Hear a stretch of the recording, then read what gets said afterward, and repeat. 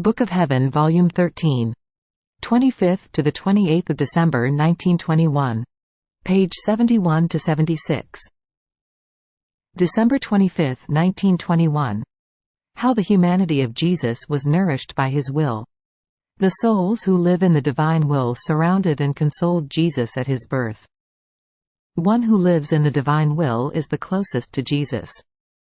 As I was in my usual state, my sweet Jesus made himself seen as a little baby, all numb with cold, and throwing himself into my arms, he told me, "What cold, what cold? Warm me, for pity's sake. Do not let me freeze any more." I pressed him to my heart, telling him, "In my heart I possess your will. So, its heat is more than sufficient to warm you."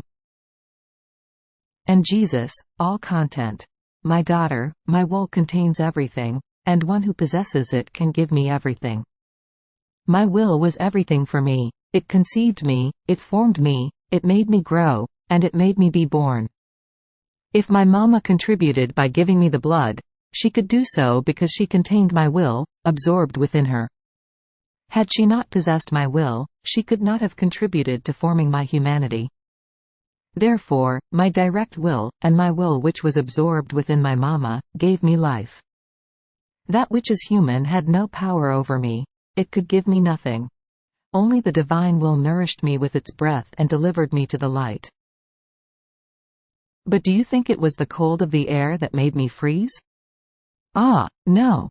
It was the cold of the hearts that made me grow numb, and it was ingratitude that made me cry bitterly at my very first coming out to the light.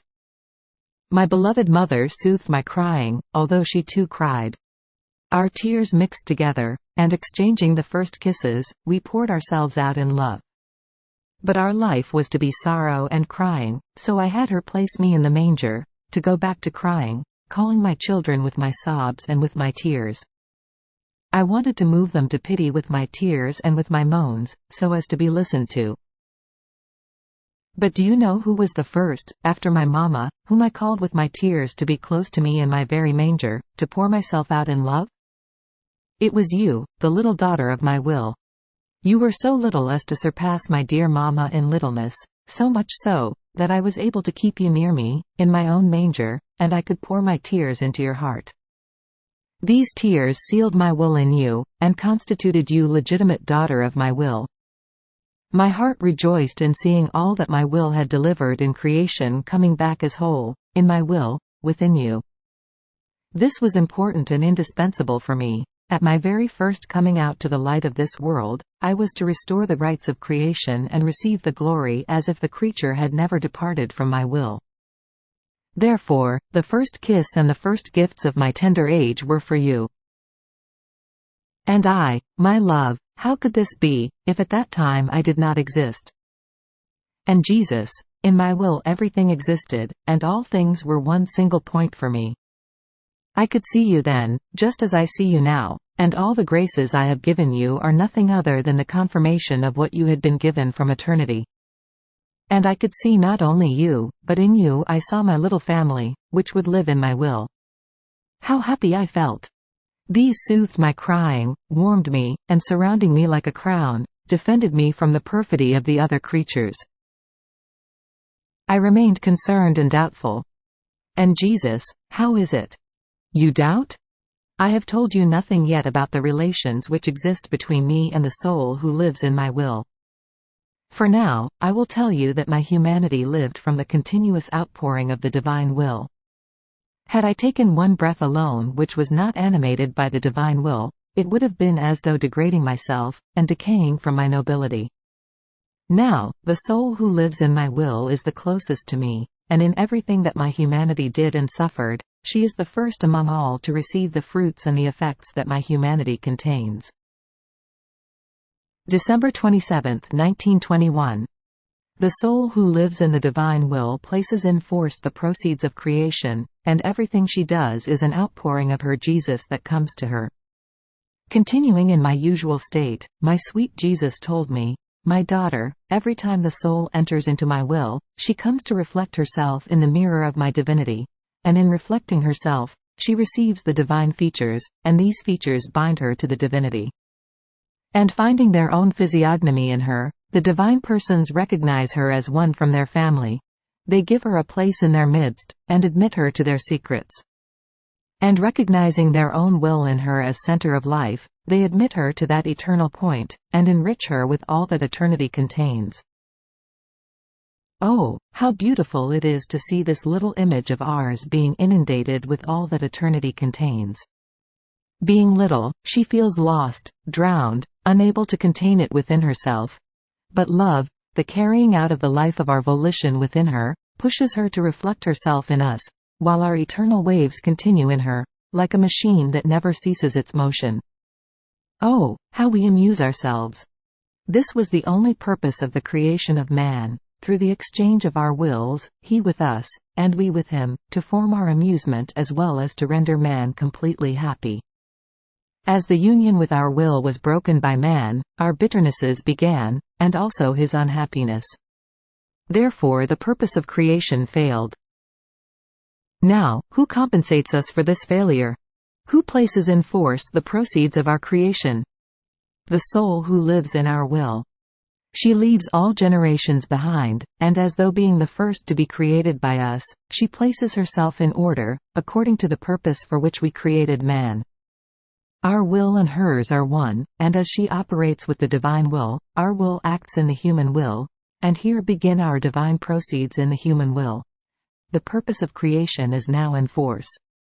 And since our will has infinite ways, as long as it finds a soul who offers herself to let our will act, it immediately recovers from the failure of all the other human wills.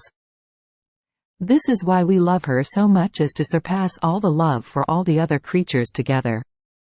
She has rendered decorum, honor, glory, regime and life to our will, oppressed and despised in the other creatures. How could we not give everything to her? Then, as if he could not contain his love, he pressed me to his heart and added, "Everything, everything to the little daughter of my will. I will be in continuous outpouring over you. Your thoughts will be the outpouring of my wisdom. Your gazes will be the outpouring of my light. Your breath, your heartbeat, your action, will be preceded by my outpourings first, and then will have life. Be attentive, and in everything you do, think that it is an outpouring of your Jesus that comes to you." December 28, 1921. Fears of Luisa. Jesus gives her peace. Luisa wants Jesus to do her will. I was feeling very afflicted, and with such oppression that I felt I was dying, because of certain things which it is not necessary to write here. Now, my sweet Jesus, on coming, took me in his arms in order to sustain me and give me strength, and then, all sweetness and goodness, told me, "My daughter, what is it, what is it? You oppress yourself too much, and I don't want it. And I, my Jesus, help me, do not abandon me in so much bitterness. What oppresses me the most is that I feel a volition arise within me, which would want to say to you, 'This time you will do my will, not I yours.' The mere thought of this gives me death. Oh, how true it is that your will is life. But the circumstances push me. Oh, please, help me." And I burst into tears. And Jesus, letting his hands be wet by my tears and squeezing me more, added, "My daughter, courage, do not fear. I am all for you. Do you see how beautiful my hands are, beaded with the tears of one who fears not doing my will? Not one of them fell to the ground. Now listen and calm yourself. I will do what you want, but not because you want it, rather, as if I myself wanted it. Aren't you happy? After all, a little suspension of your state is necessary. I have no one to whom to entrust you. Who could do it? They have their hearts covered with an iron armor. My voices are neither listened to, nor understood. The sins are horrendous, the sacrileges enormous. The scourges are already at the doors of the city. There will be great mortality. Therefore, a little suspension of your state, which prevents the course of my justice, is needed. You will give me free time to come, and I, withdrawing, without making you go out of my will give you all that you need." I remained embittered more than ever, because of many other things that Jesus told me regarding our sad times, though calm, because he assured me that he would not let me go out of his will.